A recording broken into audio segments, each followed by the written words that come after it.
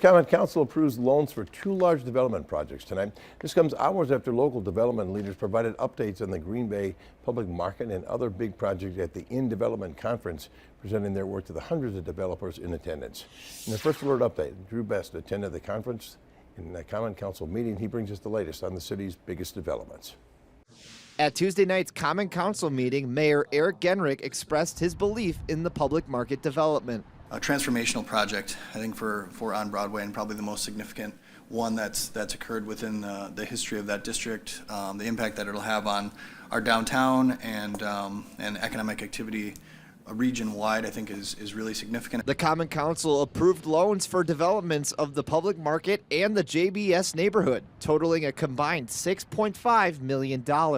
On Broadway Incorporated's nearly $18.4 million Green Bay Public Market project made an impression on attendees at Insight Publications In Development Convention, developers getting the latest look at the project. I think the part that really surprised me was the second floor development, the ability to have events up there, the retail aspect of it.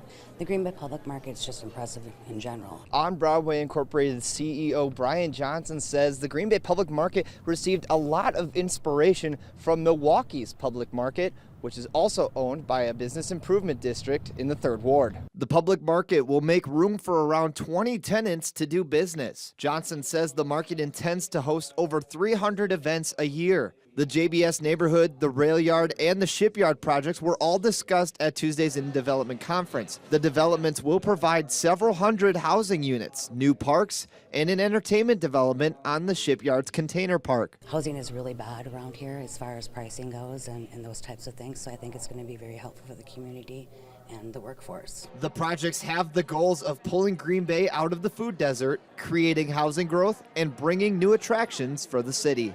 Reporting in Green Bay, Drew Best, Action 2 News.